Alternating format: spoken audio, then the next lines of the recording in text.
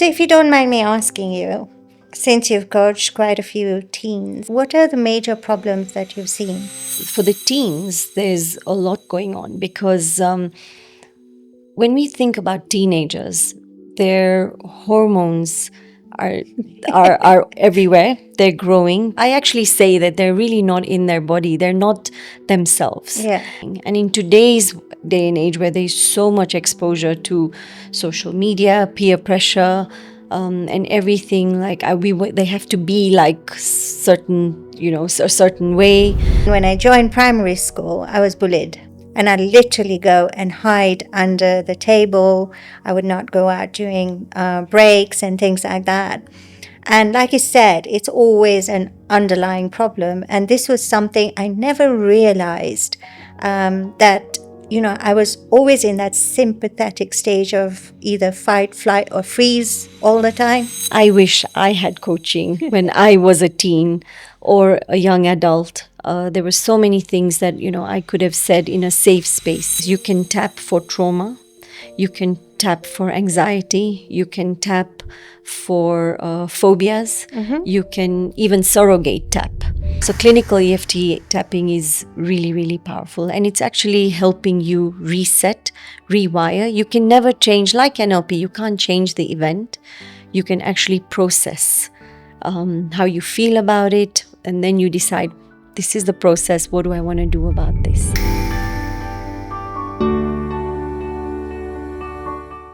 Hi everyone, welcome to Life with Purpose 131. My name is Meera Shah. So what is Life with Purpose 131? It's all about raw, real and authentic conversations, and it's all about changing, transforming lives.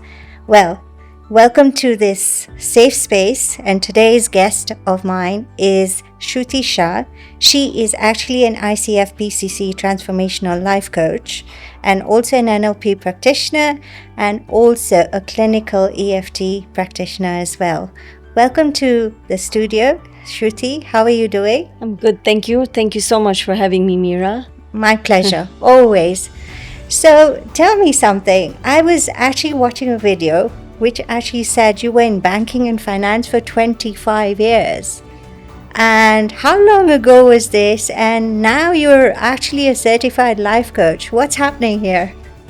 Yeah, I'm telling you, it's been a 360 change for me. I started my career in banking. Okay. I'm a graduate of Loughborough University, banking and finance. And I worked in banking for about 15 years. Okay. And I basically joined their graduate training program, Standard Chartered, and then from there I moved to Barclays ABSA. When my kids were about, about a year, and another was about a year and a half, my husband's job took us to Singapore. And that's when I stopped my work at Barclays ABSA. I took a career break. Okay. And then we were out there for 4 years. So that's where the transformation happened. I didn't work there. When I got back, I wanted to get back into the corporate world. Okay. Due to many circumstances that didn't work out. And so I went into coaching. Oh, wow. So you've also done executive coaching, if I'm not wrong, right? That's right. So my last role within Barclays ABSA was a people development role where I did a lot of coaching. I did, lots of training, facilitation, leadership training as well. And so it seemed like the easiest transition. Okay. So I started my sort of life coaching career with NLP actually. Oh. And so, and from there I did the Marshall Goldsmith qualification in executive coaching. And that's what I practiced for many years before I moved into life coaching. Okay. So for everyone who doesn't know what NLP is, what is NLP? NLP is neuro-linguistic programming. Okay. And basically the nervous system, the language we use to really reprogram and reprocess the way we process any events that have happened in our life. We can't change the events, but we can change the way we look at them. Brilliant. Yeah, because even I did NLP. Yes, that's where we met. Exactly. I actually like that bit a lot because I never knew how life coaching worked and everything. So I think I learned a lot when it came to NLP, language matters a lot, your nervous system, how everything is connected with each other. So it was very, very interesting. So, yes, that's how we met. And Right. so, one of the things I wanted to ask you is you do coach teenagers, quite a few, I think. Yeah. So, what made you go into coaching teenagers? What made you start coaching more of teenagers than Yeah, I'll tell you a adults? really interesting story. Mm-hmm. So when I kind of moved on from executive coaching, I still coach a few executives today, Yes. but I went into the ICF coaching path, so Okay. the International Coaching Federation. I started my journey with ACC, now I'm a PCC. But what happened was I taught my kids mind mapping a few years ago. They Okay. were still in prep school, and I think my daughter, who uses it, still uses it. My son knows the skill but doesn't use it so much. Uh, and what happened was, I think she went and talked about it at school. And so I had a few moms, a few parents ask me, can you please coach? Can you please run the session for Okay. our children? So I decided, why not make it a course? Mm-hmm. And so I created a mind mapping course with a friend of mine, she was a NLP colleague as well, name's Eva. And we had about 60 kids turn up. And Wow. so we had about 3 or 4 different cohorts of 15. And it worked out really well. But from there, I had requests to coach children. Mm-hmm. Can you just talk to my son or my daughter about this? And that's when I realized that, you know what, the adult coaching tools will not work for the kids. And this was just before COVID. Okay. And so I said, I must look for something that can really fit, that generation, because I could be talking to them. As you and I both know, coaching is very different. It's not advice. We need support. We need to partner. Exactly. And so I found Kids Life Studio, which is based in the UK, and I affiliated with them. So I did their course, Kids Life Coaching course, which starts from the age of 6 to 13. It's that age. Okay. And so, but I realized very quickly that I'm not going to coach, the 6 to 8-year-old gap. So I start coaching at 8 plus up to Okay. the age of 13.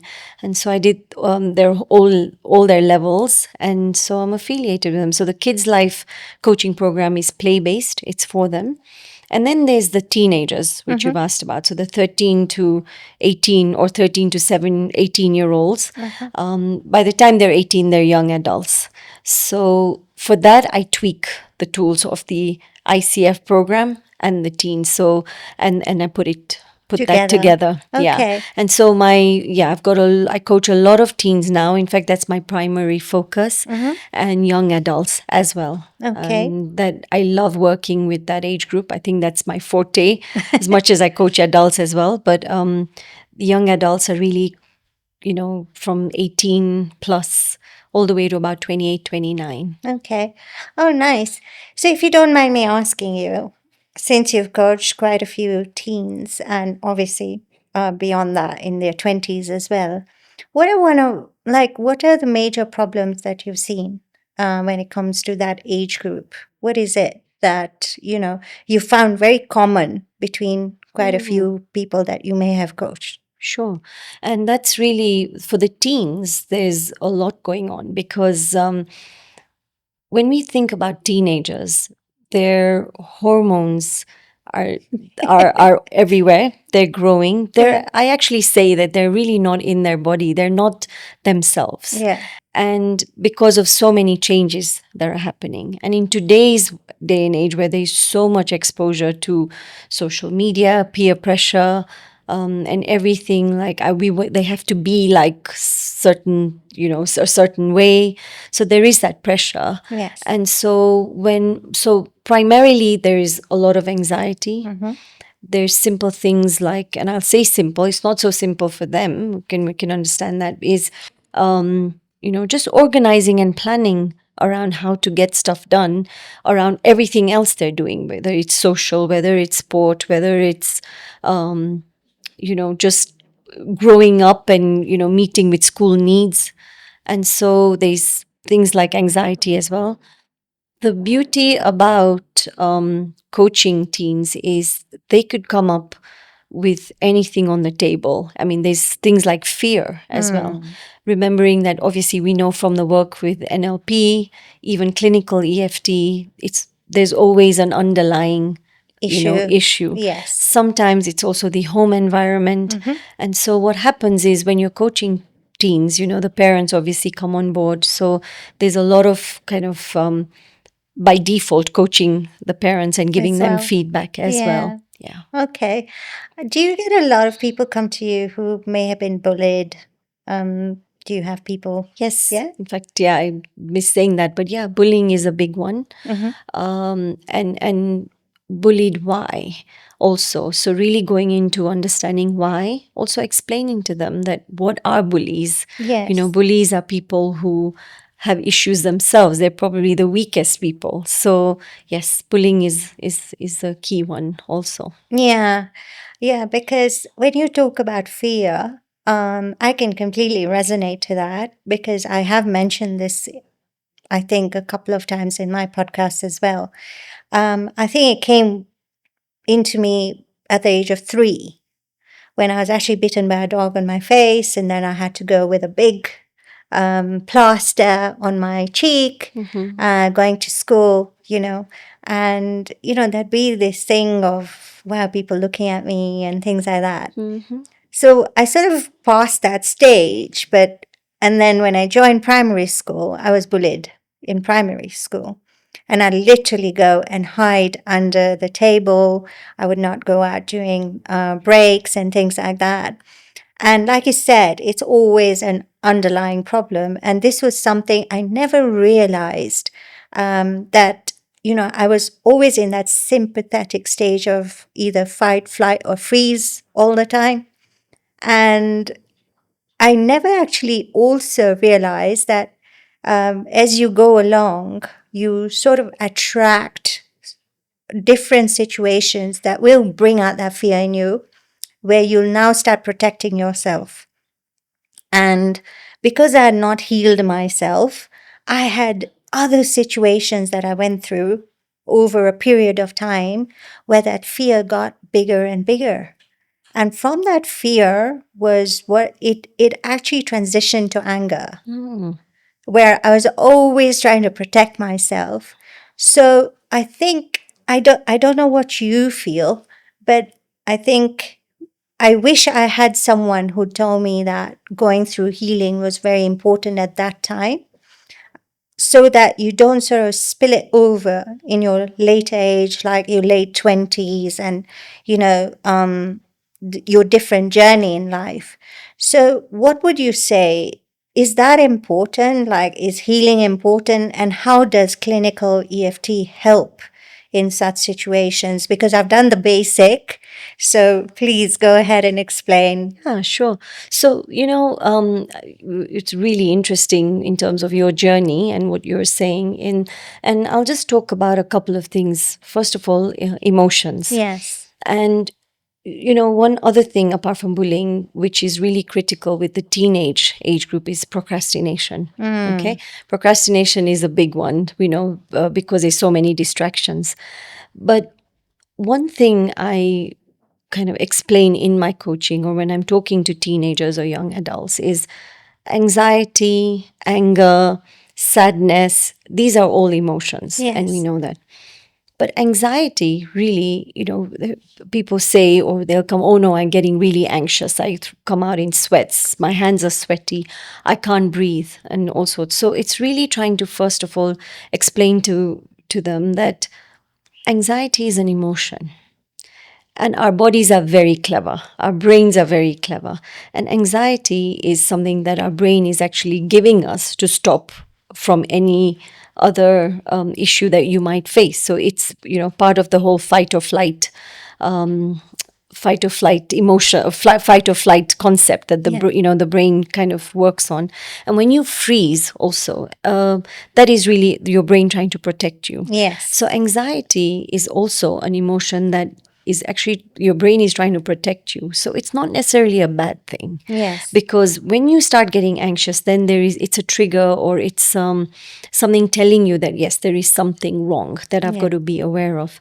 And you're also absolutely right where, I mean, I wish I had coaching when I was a teen or a young adult. There were so many things that, I could have said in a safe space.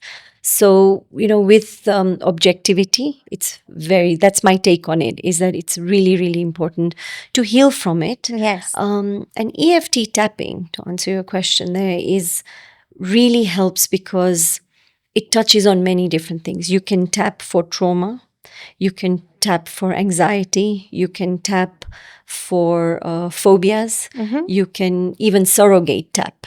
So if a mom is in my clinic or in my office and her baby's in the incubator, we can surrogate tap as well. So clinical EFT tapping is really, really powerful, and it's actually helping you reset, rewire. You can never change, like NLP, you can't change the event.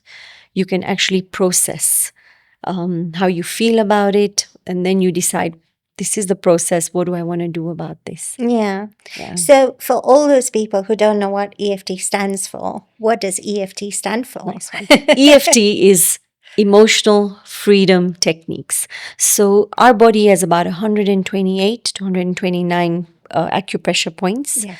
With EFT tapping, we tap on nine basic points, and they are based on the Chinese meridian acupressure points, and they're also critical points. So, for example, if we're tapping here, that's really hitting your prefrontal cortex. If you're Yes. tapping here, it's going into your amygdala. So there are key reasons why you tap on certain areas. Okay. It's magical with anxiety. It's magical with phobias. I have a very good friend who's really scared of cats, and I've tapped with her. Did it help? It helped her tremendously, and she always tells me that it's getting better and better. Oh, that's brilliant. Yeah. Yeah, no, I mean, I completely agree with you because even when I started doing EFT, it really helped release quite a few emotions. One of the main things, I don't know whether you experienced this because I went through this and that's why I'm bringing it up, is initially when I started with my mentor, my coach, I couldn't even name the emotions. I was literally like, he'd ask me, what are you feeling? And I'd be like. So do you also face this in your coaching where whoever you're coaching, are they being able to actually point out what emotion they're feeling, or are they like me where I'm just like blank? So, sometimes, so in EFT, one of the things we really work on is really going into an event. Yeah. So you don't have to name the emotion, but you have to really describe what happened. Yeah. And then, of course, you ask, so how are you feeling? So it gets down to them trying to name their emotions. But sometimes, yes, if they can't, it's okay. Yeah. Because then you actually keep it very simple. So where are you feeling it? Where are you feeling in your body? You go into the somatic part Yeah. of the energy centers. the energy settings and everything, and you actually go into the whole somatics of it. So there are ways around it. With teenagers, so the 13 to 16-year-old, even the 18 to 13-year-old group, where, when you find a lot of, I have clients who get angry and then they get physical because they can't, express what they're feeling. There are many underlying causes for that. But so a lot of the times, we talk about using your vocabulary, using your words. What are the kind of words? So that is something I bring into my sessions as well. Yeah, no, definitely. One of the things that I also realized about myself was a lot of the things, whatever sort of, like I said, my fear turned into anger, but I never used to be able to get why I was getting so angry because I'd not touched on that root cause of where all this was coming from. And I don't know whether you believe in this or not, but had I sort of healed on that part of myself, I think it wouldn't have come out right now, because a lot of like physical diseases are actually because of emotions, Mm-hmm. really. Mm-hmm. The negative emotions which are stored in that part of the body, Yeah. wherever it is. So one of the things I realized was I had skin issues, quite a few, like acne. And I never used to realize why I used to have so much of acne until I was told that I have a lot of heat in my body. And I didn't understand why I had Mm. heat in my body. It was obviously because of the anger that Mm-hmm. was inside of me, the fear Mm-hmm. turned anger. So I wish I had somebody to have explained all these things to me, because all I was being told was, have takmuria or have this to calm down your Mm-hmm. system. But then what's the root cause? A lot of people don't talk about that. Yeah. No. And True. I think a lot of it started affecting me later on in life. Mm-hmm. So I think your age, whoever you're coaching, I feel that it's actually the right age, because you can help them release all the negative emotions they may be holding on to, so that, like, going forward in their lives, it'll be easier for them to deal with things in a better way. Um, the other thing was that for me, I didn't know what I really wanted to do in life. Mm. I never had clarity in my life. So, do you feel that situations, whatever they may have been through earlier in their age, may also bring about confusion in terms of what they really want to do in their life or who they are later on in their life? Do you think that also affects them? That's a really interesting, way of looking at it. I think, yeah, to a certain extent, that is there. Yeah. But I do find that children or young adults these days, some of them are really spot on because of maybe they've had family in that particular career. That's what they've always want to do. And some people as early as grade 8, 9, year 8, yeah, 9, they really know that this is the path they want to take. Yeah. But the majority of them don't have a clue. Really. And they don't have a clue, not because it's their fault or it's the parents' fault or anybody or their upbringing or anything. It's just that there is so much choice out there and there is a lot of confusion around what is it that I am, what is it that I want to do. So it is very common. Of course, our education systems are in such a way that you finish, you graduate, then you go to you go in to university or do a bridging course or something, and then get into a career. But I think now more than ever, we have so many choices. So having some direction always helps. I Yeah. think direction from and support from your support systems at home, your primary carers, that really helps. But yes, I do come across it. Oh, wow. Okay. I feel better, actually. Thank God I wasn't the only one. Exactly. So, the other thing that I noticed was that we don't realize how important our seven energy centers are. Hmm. Um, and one of the biggest blockages in our energy centers are these negative emotions. Do you believe that as well?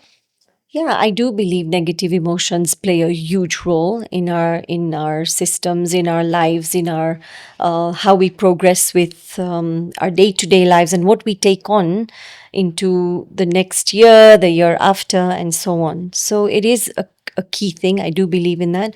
However, I also believe that sometimes people are just not aware that this is Yes. what they have. Yes. And that is why I think getting support from healing or coaching or meditation, therapy, if somebody does need therapy, to see a psychiatrist and a psychologist, I think we need to move away from that stigma and really, say, I need help, call it out and get the help Yeah. that they need. So speak to somebody and really work with the support systems. But yeah, very, very key. Yeah. What about, so this is something I keep on. I mean, I've learned it when I was actually studying Montessori, and I'd become an early childhood teacher as well. Right. And this was one of the first things they explained to us was between the age of 0 to 7, you're like your mind is like a sponge, you know. Yeah. You actually absorb everything that is around your environment. And how important do you think that is when it comes to, like you just mentioned off air, about a limited belief that I have, which is true, which is true. So, how important do you think that is in terms of our beliefs? How does that mold us to become who we are? So, the most important is our early childhood years. That 0 to 6 years is where we're sponges. A lot of the trauma that we've gone through, whether it's any key beliefs or values, whether it's abuse, whether it's an event that's happened in your life in that age, Yes. is usually that stamp that takes you on into a lot of your limiting beliefs and beyond.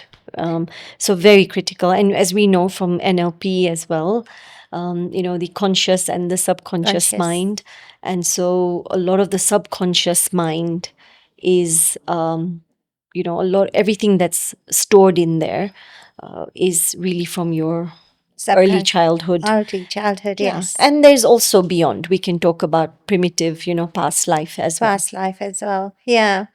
Yeah, because there's a lot of talk about karma and things like that. So no, I completely agree with what you're saying. I think with limiting beliefs, there we don't even realize until we actually start becoming very conscious that we have a certain limiting belief that is actually stopping us from being where we are actually meant to be. So true. Yeah. And we had this discussion about quantum physics and how interesting it is. And we discussed about Joe Dispenza meditating. So, how important? And have you ever asked a teenager to try and meditate, and what was their answer to you? So it's I'm so glad you're asking me this because meditation is probably the most important thing that anybody can do right now. Okay. There's lots of theories and I mean lots of research, even with Joe Dispenza and many other people.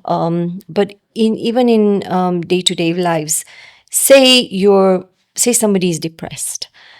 I know that you might need medication, you might need to see a therapist, you might need to see a coach, etc. But there are many things that being grateful for what you are, what you have, what is around you, and meditation is extremely powerful. Okay. And with the kids' life coaching, for example, it's something called I call them mind holidays. So they're short 5-minute meditations recorded in my voice, which I share with with the kids who are doing my kids life coaching program, and they need to listen to it every day. Just 5 minutes, whatever they're feeling, because that is now what gets your vagus nerve, your balances your parasympathetic and sympathetic nervous system, and really gets you there to really be present. Yeah. With teenagers as well, I mean, I do recommend. Some of them actually do it. Some of them think, "Oh my God, what the hell is this?" And so by default, it also needs to come from home. But I do encourage them, yeah. And there's apps like the Calm app, the Headspace app, which are great. There's so many guided meditations that are available on YouTube. And I started my meditation journey about 8 years ago when I started coaching. Okay. And I started with really basic meditation, and I used the Calm app for a while, and then about 2 years ago, I was introduced to transcendental meditation, which has changed my life completely. And that's what I practice now Oh, every wow. day. Okay, brilliant. So you mentioned gratitude. How important is gratitude? Gratitude is, I think it's very important. And when you start at a very young age, so when with the kids that I coach or teens, it gets you out of that spiral of, oh, I'm not Complaining, basically. complaining, or I don't have this, I don't have Scarcity. that, the scarcity. When Yeah. you start being grateful for every little thing, so even if it's a simple thing as, oh, I'm grateful for the internet today, Mhm. I'm grateful for all of this team here today, this microphone, even the simplest things, just be grateful for three things that are around you every day. And it just changes your whole perspective of, why you're here, which way you're heading, why you're doing what you're doing, and why you're feeling what you're feeling. No, I Yeah. agree with you because I start my day with gratitude as well. So I have a tendency of writing. I journal a lot, I write a lot. So I always write my 10 random gratitudes every day, just that, thank you for waking me up today, I'm alive, or Yep. whatever it is, Yeah. even for the food on the table, Yeah. for the fresh, crisp air. Yeah. So random things. And I just feel my day goes so So amazingly well because I actually set an intention for the day afterwards and say, hey, I'm going to have an absolutely fantastic day today. yeah. So even at night, before I go to sleep, I'll just say, thank you for the day I've had today. Yeah. Simple things, you're absolutely right. I think when you're grateful for whatever you already have instead of complaining or criticizing, yeah, I think the universe then blesses you in more of the things that you're grateful for. Absolutely. Yeah. And Can I agree. absolutely I relate and I am so connected with the universe. So I completely get where you're coming from. It's great. Yeah. One question I wanted to ask you, because a lot of people don't understand this, even I never understood this about myself, is I don't know whether you actually believe in this, but there's a time when you stop being authentic. It's like there's a disconnection from who you really are at the Mm-hmm. core essence of who you're being. Mm-hmm. How does one know that they're disconnected from who they really are? It's a really interesting question. So, one of the things I would say is sometimes you just don't know, Yeah. and you just go about life Yeah. um, day to day, blaming people, Mm-hmm. blaming parents, blaming friends, blaming everybody else. But you carry on because you're blaming or you just getting on with life. When in my experience, when you feel that you are doing something that just doesn't resonate with your being, and for me, I'll talk about me personally, I just don't feel right in my body. I feel this, either I have a heavy heart or I've got a headache, something's niggling. To actually go back and really think about, why am I feeling this way? I was fine all morning and I was happy the whole morning, and something's changed. What has really, why am I feeling like this? So when you get to that level, to so that you understand, it takes time. It doesn't come easily. It does take time to say, okay, something's not quite right. To me, that is when I know that something's moved here and it's not coming from an authentic space. Space. Yeah. That is one way I'd say. Mm-hmm. The other way is it takes time. When with children, teenagers, young adults to a certain extent, you're still working with your peers, your environment. You're really trying to explore to understand what's around you, so you won't be authentic all the time because you're exploring, you want to try and fit in and all that. But eventually, as you go through the years, it does come. And I do find that if you can connect with spirituality in any form, I'm not saying follow a cult, go into a religion or anything. If you're religious, great, but spirituality also gets you there. It does. That's it's a huge thing, I Yeah. believe. No, Yeah. it definitely does. Because one of the things that I experienced was I felt lost. Like, no matter what I did, I just was not happy. Yeah. I think that was one of my biggest indicators that, hey, something's not right there. You've actually disconnected from who you are. But you see, at that time, before actually realizing this, I never knew this is what it meant. So it was like, you're lost, you're trying to look for answers, you're just like going round and round in circles. And then when my coach introduced me to this, that do you actually realize you've disconnected from who you really are? And I was thinking to myself, what? If in like when he actually said that, it actually felt like Greek. I was like, I don't understand what you're saying. Yeah. And then he actually explained it to me that this is what it means. You are not connected to who you really are. And that's when, all these questions come up. Who am I? What is my purpose in life? Yeah. Why am I doing what I'm doing? I've heard this question, why, is very important. And I heard it from Simon Sinek. So that question, why, is very, very important in everything you do. So true. Yeah. So Very profound. this is what I learned about myself. And, I'm glad I sort of brought it up with you as well. And I'm sure that, people watching this episode have learned certain things or gotten tips from you as well. Any closing comment that you'd like to make or anything you'd like to say? No, I just am very, very grateful for this opportunity, Meera. It's been amazing chatting with you. And one last thing I'd just like to part with is as we're moving through life, this is a key, it's one of the NLP presuppositions that come across, but I think for me it's become a day-to-day thing, is things happen for a reason. Yeah. You show up in the best way you can at that time. So whether it's your parents, we can blame parents. I don't think there's anything like a bad parent. No. Because everybody tries. Yeah. And everyone comes from a place of they've done their best at that time based on the knowledge they had. So even if you are where you are, even at this stage in life and where you are, that's okay. You can still turn things around and work on yourself. Definitely. So that's the only thing I'd like to add and say as a parting comment. Thank you. Oh, thank you so much, Shruti.